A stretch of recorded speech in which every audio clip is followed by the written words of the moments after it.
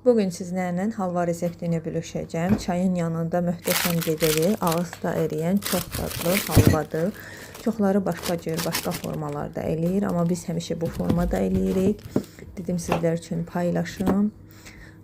Həm baxın videoda göründüyü kimi çox kövrəkdir, çox dadlıdır. Çayın yanında da möhtəşəm gedir.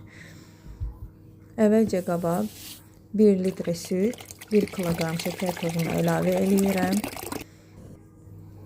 Qoyuram qaynamağa. Rəngi karamel halına gələnə kimi qaynadıram. Onu da qeyd edim ki, vamxodda qaynamalıdır. Əgər xodu çox alsanız, taşacaq hər yerə.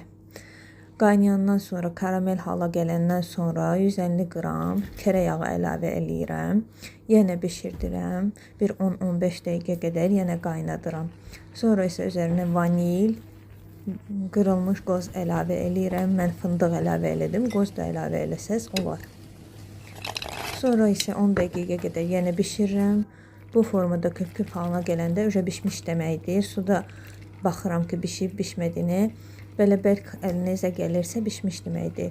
Yağlı kağızın üzərinə sərib soyandan sonra tərs çevirib, kesib nuş edirik. Çox dadlı alınır. Mütləq hazırlamalısınız. Videomu da bəyənməyi, kaydetməyi unutmayın. Sağ olun, hələlik.